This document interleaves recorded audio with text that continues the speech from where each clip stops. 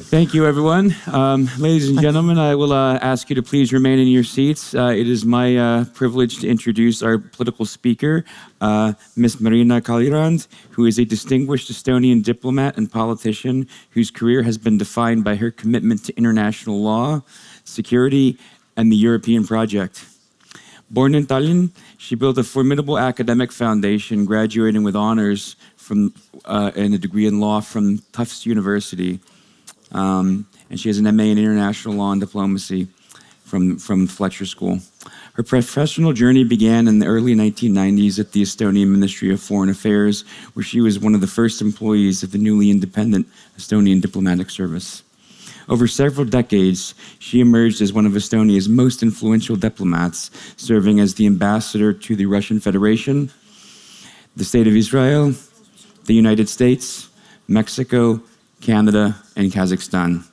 Her expertise in high-stakes diplomacy was further evidenced by her roles as the chief negotiator for Estonia's accession to the OECD and her leadership of the legal working group during the negotiations for Estonia's entry into the European Union. She also played a critical role in complex border negotiations and the withdrawal of Russian troops from Estonian soil. Transitioning into high-level political leadership, she has served as Estonia's Minister of Foreign Affairs from 2015 to 2016. Her work has increasingly focused on the intersection of technology and security. She has chaired the Global Commission on the Stability of Cyberspace and has contributed her expertise to several United Nations groups on digital cooperation and disarmament. In 2019, she was elected to the European Parliament as a member of the Social Democratic Party. During her tenure in Brussels, she has been a prominent voice in the Committee on Civil Liberties, Justice and Home Affairs, and has led delegations focusing on relations with the South Caucasus. Throughout her career, which has been recognized with high national honors such as the Order of the National Coat of Arms, she has remained a steadfast advocate for the rule of law and digital safety on the global stage. Madame, I kindly invite you to the stage, and the floor is yours. Thank you for being with us today. My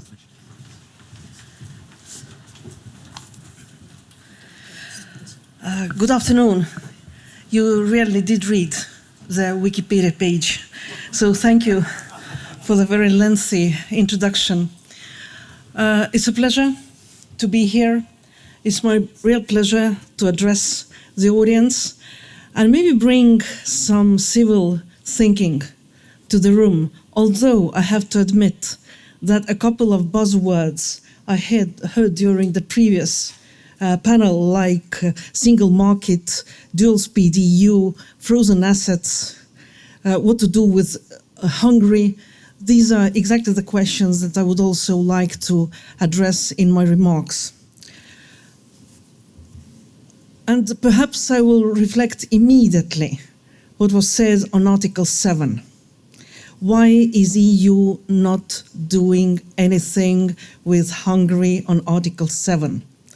And I'd like to underline the role of the European Parliament. We went to court against Commission when Commission defreezed the finances when Orban was out of the restroom and agreed to sanctions. We went to court and we won. So now we would like to see Commission. What will Commission do with that court solution? And that brings me softly to the role of the European Parliament. So in my today's remarks, I would like to address the role of European Parliament. I would like to address challenges to foreign and security policy as they stand today and seen from Brussels. And also, I would like to conclude with some remarks on strategic autonomy, sovereignty, and defense economy. Trust me, these are the topics that are horizontally underlining almost all discussions that we have today in Brussels. But first, I'd like to start on a personal note. I was just listening and I was thinking what I was doing 10 years ago. 10 years ago, I was Estonian ambassador to Washington, D.C., and I received a phone call from the White House. And American leadership told us that they will bring first 150 US soldiers to Estonia, in response to the occupation of Crimea. We had asked for that for years.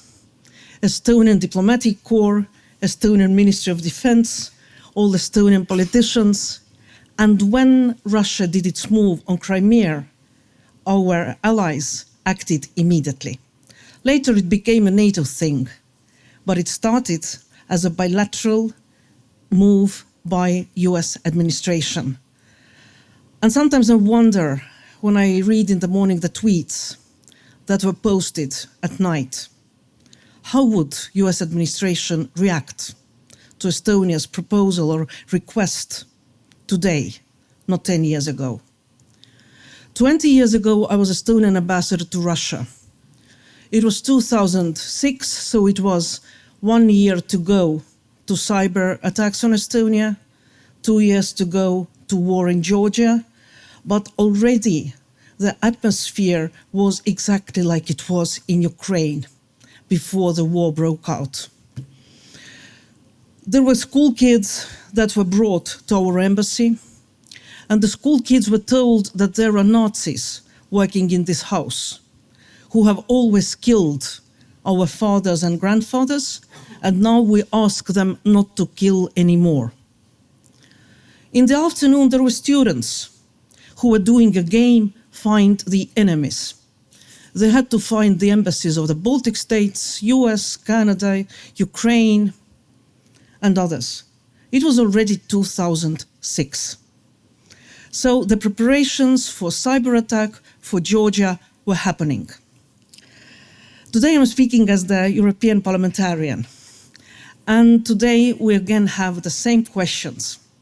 How to stop Russia's war machine, how to support Ukraine so that there will be peace on the conditions of Ukraine. And for me as European, it's really embarrassing that in 4 years we've not been able to stop Russian war machine, knowing that Russia's economy, okay, it could be compared to that of Spain or Italy, whatever, is tiny if compared to that and the possibilities and all the economic power that EU has. It is embarrassing. European Parliament, House of Democracy, as we like to call it.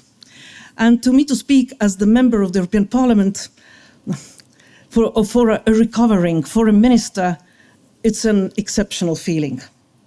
I don't want to say that I was lying as a foreign minister, never. Maybe I didn't say all the things and maybe the emphasis was different, but as a politician, it gives me the possibility and the right to speak much more freely, and I'm happy to do it today. House of Democracy, which means that we have representation from all political spheres.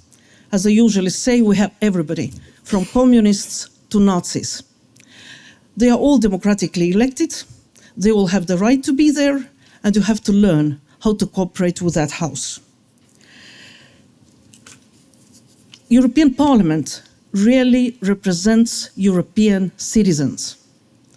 It's not governments, it's not ministries, it's not military, it's citizens.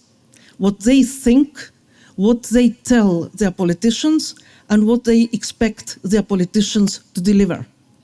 And from that perspective, it's very fair, very open, very frank. When this term of the European Parliament started a year ago, we had the first meeting of the heads of delegations. Well, there are two from Estonia, so I'm the head of delegation, and Sven Mikser is the deputy, but he's happy with that. We had the meeting of the heads of delegations, and we did the tour de table. What were the main priorities for before the elections of the European Parliament? I think I was some 13th to speak, and I was the first one to say security. What the others said, housing, housing, housing, and continued like that. So it was just a year and a half ago. 2 days ago, as Social Democrats, we had an away day where we discussed our priorities. Defense and security had moved as number one. So I feel that there are changes, and that's something where I really would like to recognize the European Parliament that despite of different voices, and you can hear all kinds of voices, we've been able to keep united voice. We've been able to be united on support to Ukraine. It was President Zelensky who addressed European Parliament in 2022 as his first speaking engagement with international auditorium. He spoke again to us on the 24th of February this year, just a couple of weeks ago, and the whole European Parliament was applauding to him. Some delegations had left, but majority was applauding. And irrespective of that when the speech concludes, there are very different positions. The further you go from Moscow, or let's say from the eastern border, the less you care about the war. I would even say that some citizens of the EU still do not understand that there is war going on in Europe. There is no solidarity. There are countries who are punching above their weight in supporting Ukraine, and there are others who are not. The role of the European Parliament is to also scrutinize Commission and commissioners. So whenever Commission President Ursula von der Leyen comes to my political group, I always ask the same question. What do you do to bring solidarity to assistance to Ukraine, so that not a couple of states, but all 27 are committed at the same level? And so far, I haven't received an answer.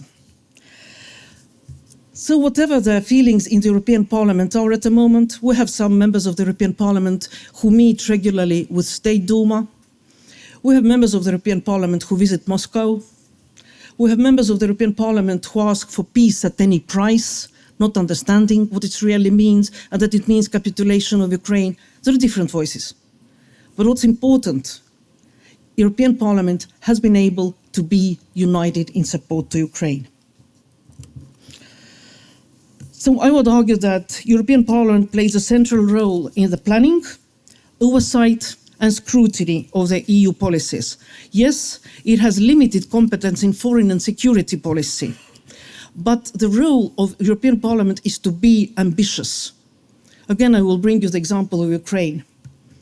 Between March and July of 2022, European Parliament adopted 12 resolutions.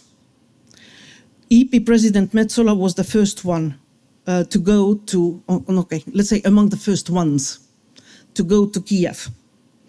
As I said, President Zelensky addressed European Parliament plenary as a first international speaking engagement. I looked at the resolution that we adopted on the 1st of March of 2022, which was on Russian aggression against Ukraine. And we contained recommendations that go and went beyond the proposals that were discussed in the Commission and in the Council. We called for the scope of sanctions to be broadened and for the sanctions to be aimed at strategically weakening the Russian military-industrial complex. We called for the import of the most important, to stop the import of the most important Russian goods, including oil and gas. We called to significantly reduce energy dependency, in particular, again, gas, oil, coal. We called for the EU institutions to work towards granting EU candidate status of the EU. So it was March, it was a couple of weeks after the war broke out. And it has taken how many years to get rid of Russian energy sources? There are still countries in the EU who depend on that. It took almost 6 months to grant Ukraine candidate status, which is a political decision, which has nothing to do with legal obligations. It's a nice political gesture that Ukraine really had to have because of all the blood and all the sufferings that Ukrainians have suffered during the war. So, yes, I do see that European Parliament is ambitious. European Parliament will be calling on Commission, will be calling on Council, and will be more proactive than Council and Commission will be, if not being pushed by the European Parliament. Now on the challenges of foreign and security policy, I would divide them into two groups. First, there are institutional ones, and then there are different topics. Institutional controversies, some of them are as old as the institution of the High Representative for Foreign Affairs. Others came with the Commission of Ursula von der Leyen. The Commission of Ursula von der Leyen is known for not having very clear division of powers. If I look at the portfolio of High Representative for Foreign Affairs, she was ripped off Mediterranean, she was ripped off enlargement, she was ripped off relations with institutions, and she was also ripped off from defense. Yes, we can say that Defense Commissioner Kubilius is dealing mainly with defense industry and the arms side, not the policy side, but you can't divide it like that. So there are conflicts already in the division of powers. I'm not going to talk about the personal level. Please read Politico. They are much better informed than I am. But I would also like to say that controversies have existed before. Look at the previous commission, Ursula von der Leyen and President Michel. Do you remember when they were running for the same armchair, yeah? It was the meeting in, I think it was the meeting in Turkey when two of them rushed and Michel was quicker. So Ursula von der Leyen was standing next to him, and then she received the taburet, the small chair that stands on three legs, yeah? But the same competition is happening with all institutions in the European Union. EU hates political vacuum. If somebody is weak or somebody is not reacting too quickly, there is always somebody to step in. And that's happening with the same commission, with the present commission, with the present High Representative. Speaking in one voice. I remember the meetings that I attended as a foreign minister. They were really disturbing. Because EU has to agree on the lowest common denominator. Then it was 2015, 2016, it was occupation of Crimea, and still we could not agree on everything. So the statements, as a foreign minister, I had a choice. Either we have a strong statement with the Baltics and Poland, or we have a weak statement with 27. I choose very often weak statement with 27. Because if we go back 10 years, we were still called the Russophobes, who are living in their past, who can't overcome their history, who do not understand the real world, and who do not want to look into the future. It was 10 years ago. As the member of the European Parliament, I watched the press conferences, if you remember, between Foreign Minister Lavrov and High Representative Borrell. And it was really humiliating. Lavrov was laughing at the EU and Borrell was silent. He did not have argumentation to fight or at least to contradict or to protect or to say something in the defense of the EU. It was embarrassing. But it was good, because I think that after that it was clear what kind of a partner Russia is, what kind of a partnership there can be, or I should say cannot be, with Russia. So you need these moments. Like I would also argue the moment with Chancellor Merz a couple of days ago, where President Trump was criticizing France, was criticizing Prime Minister of UK, was criticizing Prime Minister of Spain, was not doing it in a nice way, and the representative of EU was silent. So what I think European Parliament has to bring, it's the not speaking in one voice, but more solidarity, more protecting each other, more speaking on behalf of each other. In the European Parliament, we're used that we have different opinions on different topics. Now, for sanctions, it was always division between Orban, Fico, and the rest. But what I see today, there are more topics that divide us, and divide us much more than only Fico, Orban, and the rest. I mentioned the meeting in the White House a couple of days ago, but I can also add frozen assets, what Kaimo mentioned. Frozen assets, we waited for years to have a legally sound process to use frozen assets, to reconstruct and to assist Ukraine. Finally, it took years. Commission and Council lawyers presented a legally sound mechanism. Brussels asked for more guarantees. EU presented more guarantees. And still there was a division with Belgium, Italy, France on one side and not supporting release of frozen assets. Ukraine's EU membership, something that was flagged by Ursula von der Leyen Commission just a couple of weeks ago. When Ukraine was asking for a concrete date, they wanted it to be 2027, and Ukraine's membership was discussed as a reversed enlargement. Council member states are rather critical concerning that proposal. Now, I would even say that it's not on the table any longer, but the same with the European Parliament. It was received very critically because on one hand there is enlargement fatigue still, but there is also disappointment with some of the enlargements where member states, future member states promised to do specific reforms and in the end, after joining the club, did not do it. And it still lives there. And as I said, I'm speaking on behalf of the European Parliament, what citizens think, how citizens feel.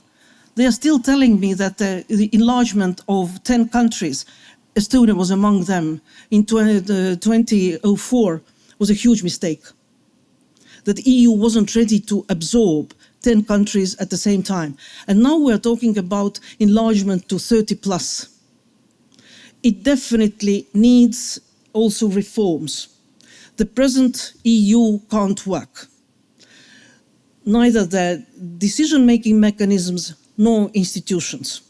Yes, we have reserved 30 seats in the European Parliament for the future accessions, but that's not a solution. So yes, there is also on the table the question of two-speed Europe. I'm happy that somebody raised it already in the previous panel, and to be honest, we already have two-speed Europe. There are European countries who are in the Eurozone, there are European countries who are in the Schengen area, and there is also a policy called enhanced cooperation, which is very well defined. The question was again raised in the context of future possible enlargement.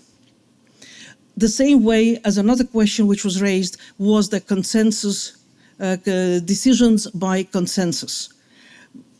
If compared to qualified majority decisions. Coming from a small country, I was always very supportive of consensus decisions because I thought that that's the principle of independence of a small country, sovereignty of a small country, and it's a safeguard that will not be overruled.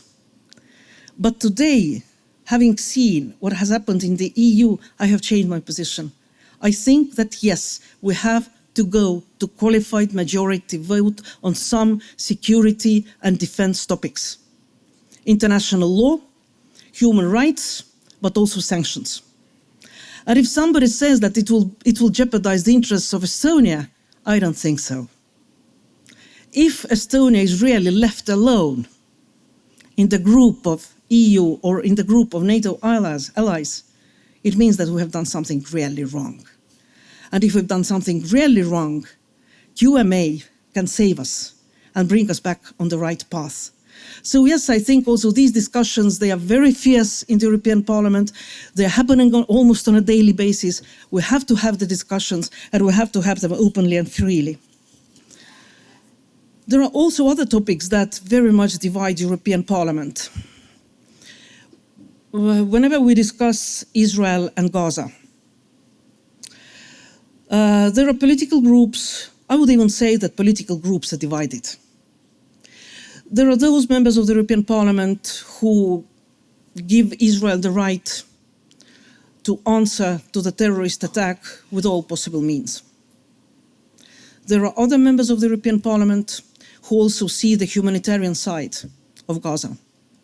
who see the humanitarian catastrophe, the death of civilians, children, elderly, very dividing topic in the European Parliament.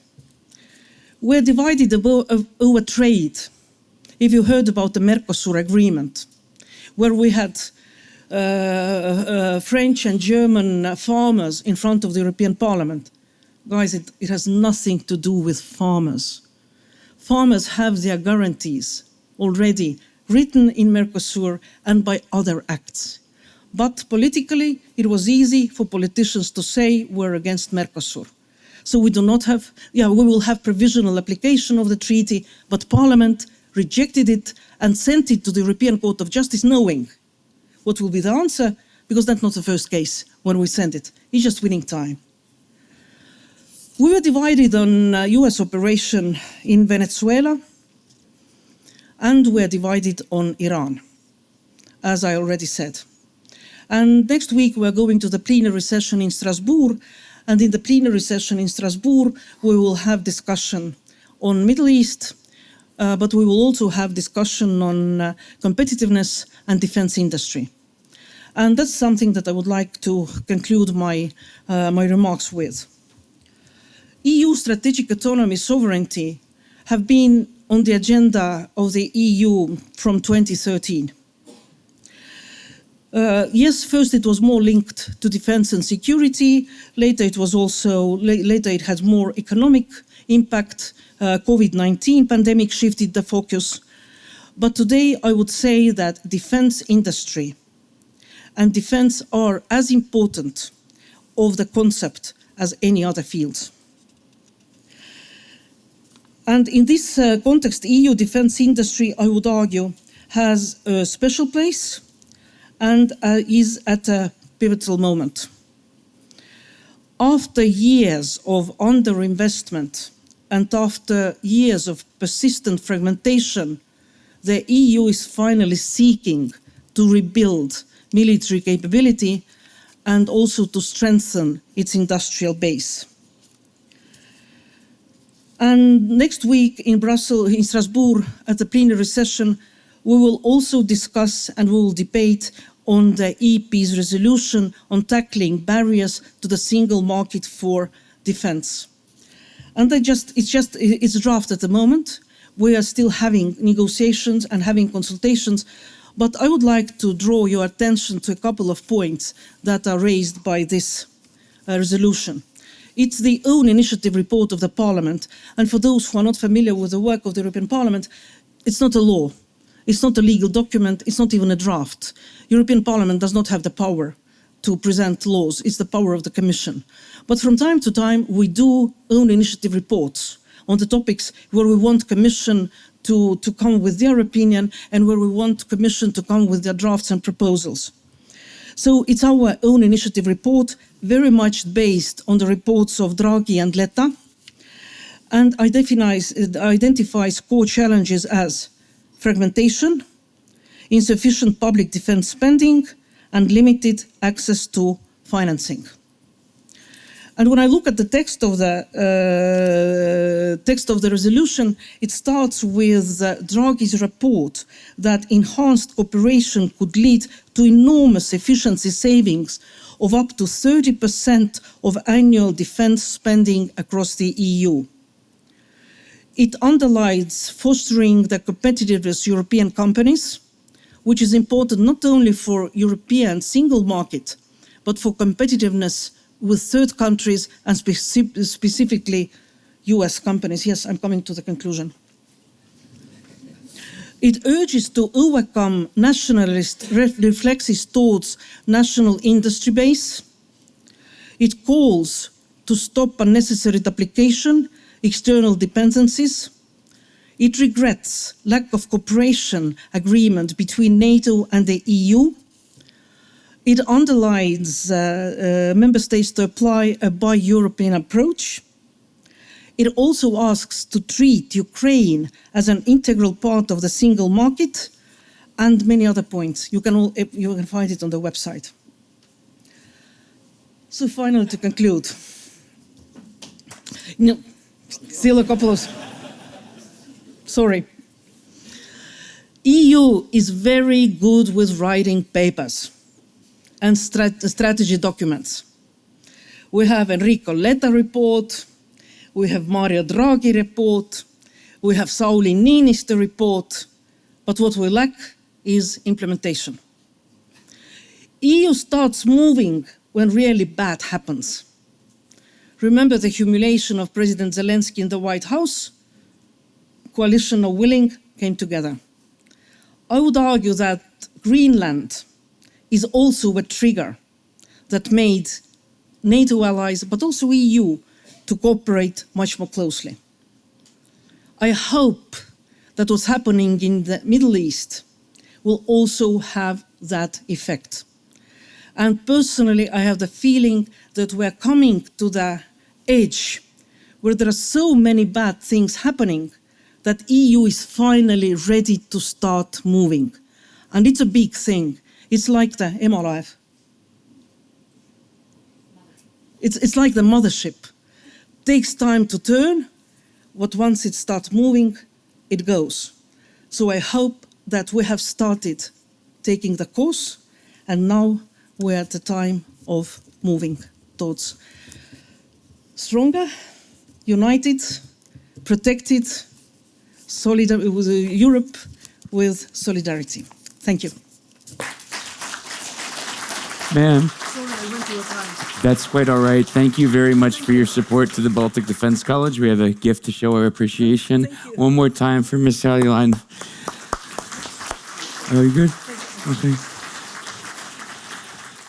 So I would kindly like to invite the Dean of the Baltic Defense College to the podium, Dr. Tiia-Triin Truusa. Dean, the floor is all yours.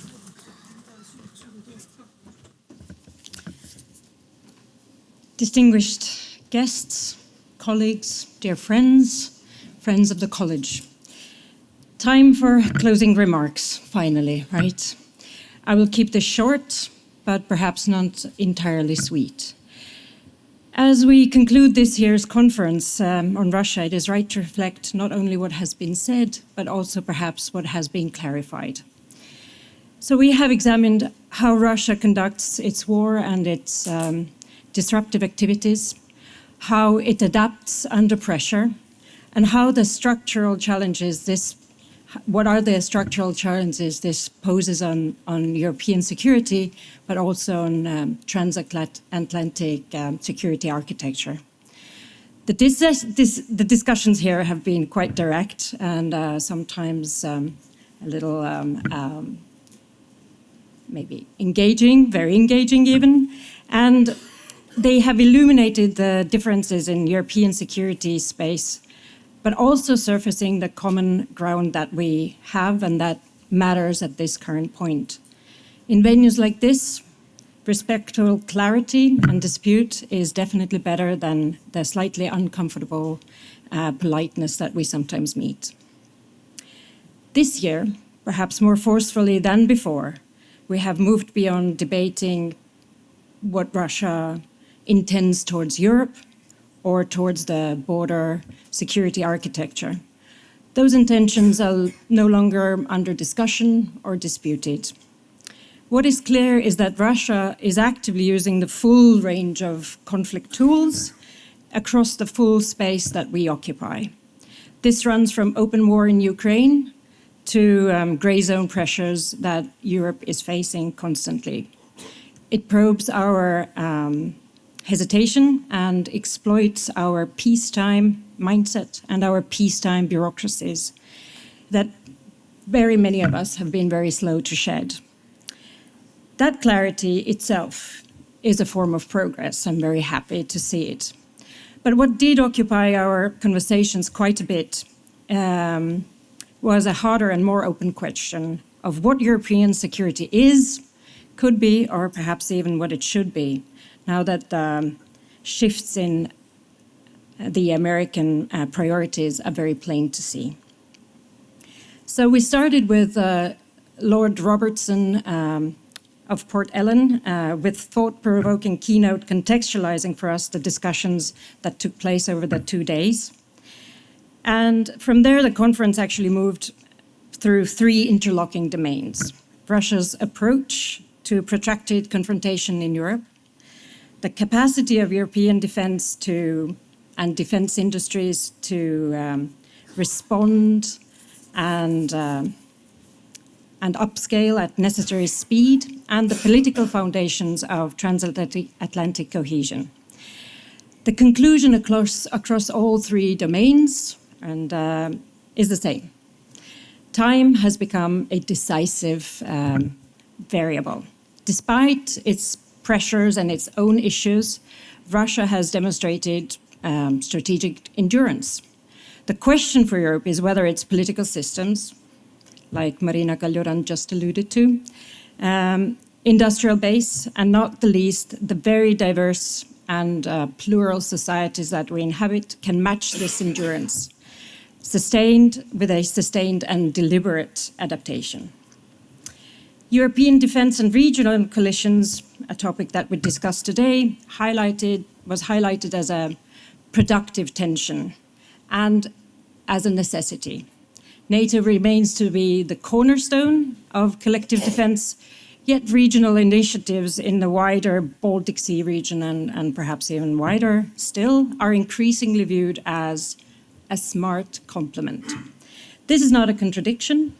It reflects shifting, adapting strategic culture in which states seek to reinforce their deterrence through layered arrangements while remaining anchored within the alliance structures. So, however, perhaps as the discussion went today, perhaps we need to expand our understanding what the coalitions can do and how flexible they are and where they fit in the wider debate. The emphasis this morning on lessons learned from Ukraine, including those presented by our students, reminded us that adaptation is occurring in real time and at a very high cost. The obligation to us is very clear. We need to absorb these lessons, translate them fast into improved practice, and act at an expedited pace. We no longer have the luxury of just trying to adapt in a long, protracted cycle.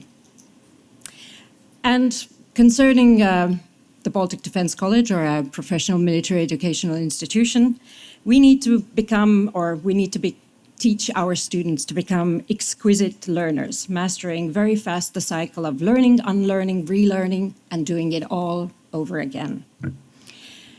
Our discussions on Russian-speaking communities in the Baltic states also underscored that security very much is no longer just a matter of hard security, but it is a matter of integration, political legitimacy, divergent societal understanding of security as well, and also economic opportunity and equality. These questions are central to resilience.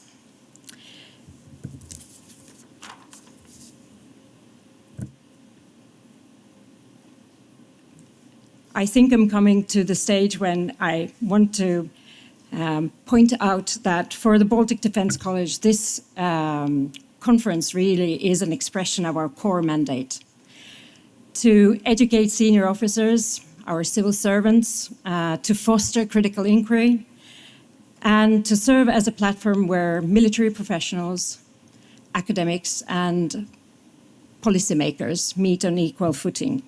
The presence of practitioners, scholars and students in the same forum is a very deliberate choice that we've tried to carry through every single year in the hopes of inspiring debate.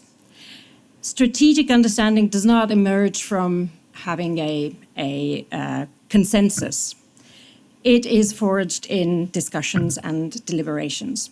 The college exists precisely to cultivate that kind of discussion, and it is the forum where today's debates will hopefully form the minds of tomorrow's leaders. If there is a unifying theme across these 2 days, it is this: ensuring European security and recalibrating the balance of responsibilities within the alliance, yet at the same time sustaining the desired cooperation. It is a continuous process of adjustment. It requires political will institutional reform, societal support, and I think guts to outthink the adversary, not merely to react to what they are doing. None of these things are a given. All of them need cultivation constantly and daily. We have spoken at length about the necessity to speed up, to increase momentum.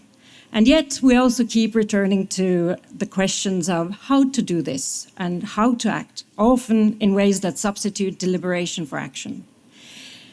So let me be frank, nothing can be won by being risk avoidant. The cost of inaction today is not neutrality. It is a choice in favor of status quo, and it is a status quo that no longer serves us. On behalf of the Baltic Defence College, I would like to thank all of the speakers, all of the moderators, partners, and participants for engaging in this, in our conversations. And the conversations held here should really spur us on to action rather than just more conversations. The security environment in Europe will not simplify. Our task, therefore, is to develop the analytical capacity, the ability to innovate, to be efficient, but also at times substitute efficiency for effectiveness. To be effective when and where appropriate in order to thrive in this increasingly complex environment. Thank you.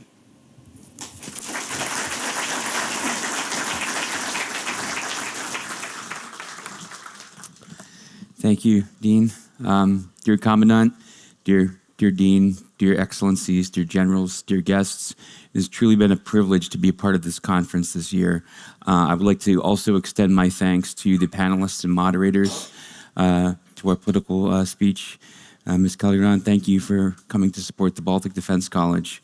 I would also like to thank our sponsors for your support. And I would also like to give a shout out to the Baltic Call conference team. It's been a pleasure working with you. This year's conference is now concluded, but lunch is served outside. And for those with a VIP badge to my left and your right in the same cafe as yesterday, we hope that you'll dine with us. I wish everyone a nice meal and a safe journey home. And I look forward to seeing you in Tartu at next year's iteration. All the best.